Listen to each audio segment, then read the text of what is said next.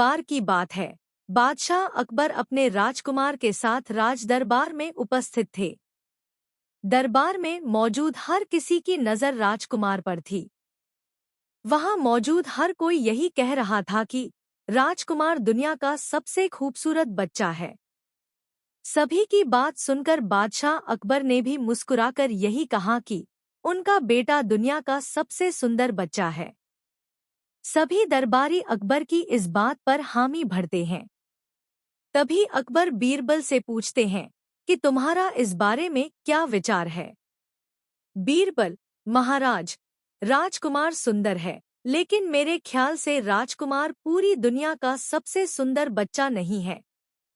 बीरबल, तुम्हारे कहने का क्या मतलब है कि राजकुमार सुंदर नहीं है? अकबर ने कहा। तभी बीरबल ने कहा, नहीं नहीं, जहांपनाह, मेरा कहने का मतलब यह नहीं था। आप मेरी बात का गलत मतलब न निकालें।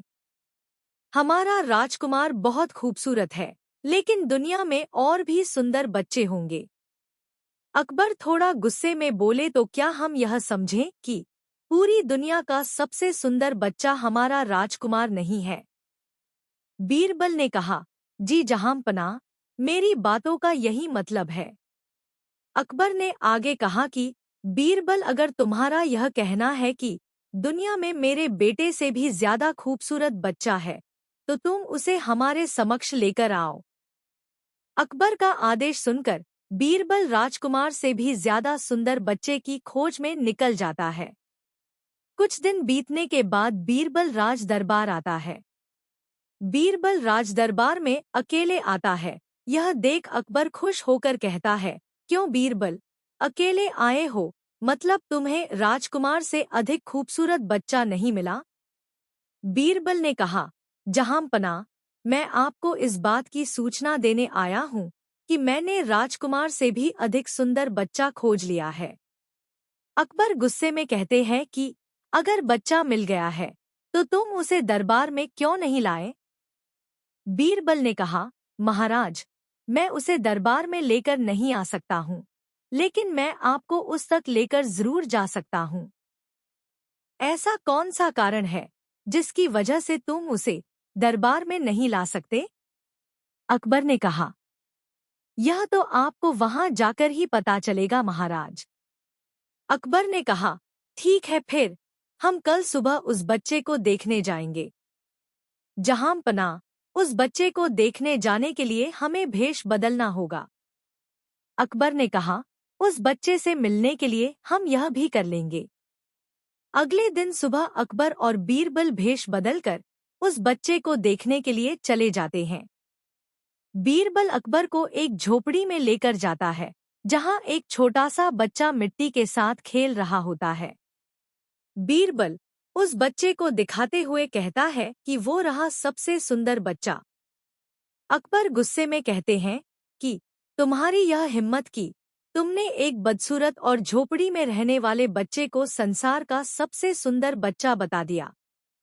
अकबर की बातें सुनकर बच्चा रोने लगता है, जिसे सुनकर उसकी माँ झोपड़ी के अंदर से आती है और अकबर को गुस्से में कहती है, तुमने मेरे बच्चे को बदसूरत कैसे कह दिया? मेरा बच्चा संसार का सबसे सुंदर बच्चा है। अगर दोबारा मेरे बच्चे को बदसूरत कहा, तो मैं तुम दोनों की हड्डी सली एक कर दूंगी। यहाँ से चले जाओ और दोबारा यहाँ दिखाई नहीं देना। इतना कहने के बाद वो माँ अपने बच्चे को खिलाने लगती है और कहती है, मेरा बच्चा संसार का सबसे सुंदर बच्चा है। बादशाह अकबर उस माँ की बात सुनकर खामोश हो जाते हैं। तभी बीरबल कहते हैं, जहांपनाह, अब आपको सब समझ में आ गया होगा कि बच्चा कैसा भी हो, माता पिता के लिए उनका बच्चा संसार का सबसे सुंदर बच्चा ही होता है। बीरबल, तुम सही बोल रहे हो, हर माता पिता के लिए उनका बच्चा सुंदर होता है। अकबर ने कहा। फिर बीरबल ने कहा, जहांपनाह, मैं बस इतना चाहता हूँ कि आप राजकुमार को चापलूसों से दूर रखकर अच्छी तालीम दें।